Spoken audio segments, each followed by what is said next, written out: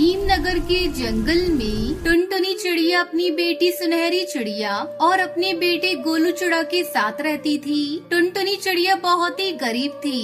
बहुत मुश्किल से मेहनत मजदूरी करके वो पैसे कमाती थी और अपने दोनों बच्चों को पालती थी। बारिश का मौसम आने वाला था। जंगल के सभी पक्षी अपने अपने घोंसले की मरम्मत कर रहे थे। मम्मा देखो ना, जंगल के सभी पक्षी अपने अपने घोंसले की मरम्मत कर रहे हैं। अपना भी तो घोंसला कई जगह से टूट गया है। क्या तुम अपने घोंसले की मरम्मत नहीं करोगी? तू तो देख रही है बिटिया, कितनी मुश्किल से मैं पैसे कमाती हूँ। मैं कैसे अपनी घर की मरम्मत करूँ? घर की मरम्मत करने में काफी पैसे खर्च हो जाएंगे। तभी उसका बेटा गोलू चिड़ा वहाँ से जाने लगता है। अरे गोलू, तू कहाँ जा रहा है? देख रहा है काले काले बादल आकाश में घिरे हुए हैं। कहीं बारिश होने लगी तो तू रास्ते में ही फंस जाएगा। मम्मा तुम मेरी चिंता मत करो, मुझे कुछ नहीं होगा। मैं जल्दी ही घर चला आऊंगा। अभी मैं अपने दोस्तों के साथ जा रहा हूँ खेलने के लिए। सुबह से घर में बैठा हूँ, बोर हो रहा हूँ। मम्मा मैं तो कहती हूँ तुम बड़ी माँ से कुछ पैसे उधार मांग कर ले आओ। हम लोग उसी से अपने घर की मरम्मत करा लेंगे।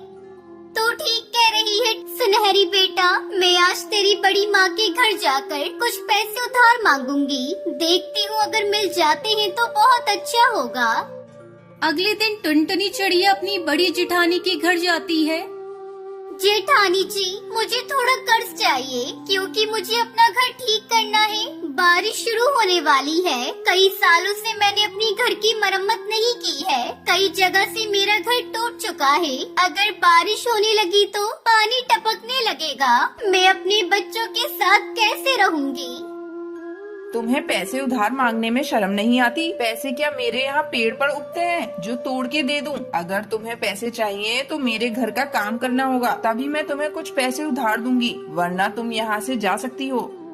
टुनटुनी चिड़िया अपनी जेठानी को कोई जवाब नहीं देती और वापस अपने घर लौट आती है। घर लौटकर वो सुनहरी को सारी बात बताती है। टुनटुनी चिड़िया अपनी बेटी से बात कर ही रही थी कि तभी जोर जोर से बारिश शुरू हो जाती है और उनके घर में पानी टपकने लगता है। ये देखकर सुनहरी चिड़िया टुनटुनी चिड़िया से कहती है, मम्मा आप परेशान मत हो, मैं जंगल से कुछ लकड़ियाँ लेकर आती हूँ।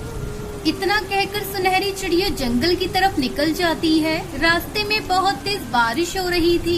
सुनहरी चिड़िया लकड़ियाँ ढूंढने के लिए पूरे जंगल में घूमती है, लेकिन उसे घर पक्का करने के लिए कुछ नहीं मिलता। थक हार कर वो एक पेड़ की डाल पर बैठ जाती है। तभी वहाँ बंटी कबूतर आता है। सुनहरी को परेशान देखकर वो उससे पूछता है, बेटा तुम यहाँ ऐसे उदास क्यों बैठे हो?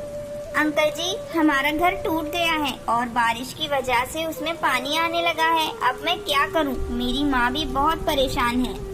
बेटा मैं पास के ही जंगल में रहता हूँ और तरबूज बेचकर अपने घर का गुजारा करता हूँ। मेरे पास तरबूज के बहुत सारे छिलके हैं। उसके छिलके बहुत मजबूत हैं। तुम चाहो तो उससे अपना घर बना सकते हो।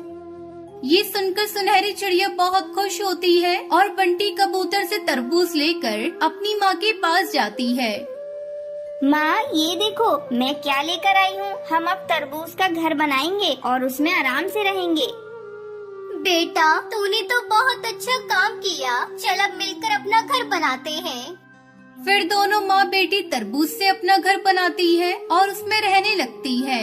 सभी पक्षी उनके घर की तारीफ करने लगते हैं। एक दिन हरी काकी टुनटुनी चिड़िया के घर आती है। अरे टुनटुनी, तू भी हमारे लिए ऐसे तरबूज का घर बना दे। इसमें जितने पैसे लगेंगे तुम उससे ले लेना। ठीक है हरी काकी, मैं आपके लिए भी तरबूज का घर बना दूंगी। अब सुनहरी चिड़िया बंटी कबूतर से तरबूज के छिलके ले आती है और टुनटुनी चिड़िया तरबूज का घर बनाती। सुनहरी बेटा, तूने बहुत अच्छा काम किया। तूने घर भी बना दिया और अब इसी घर से हमारे घर का खर्चा भी होने लगा। तू बहुत ही समझदार है बेटा।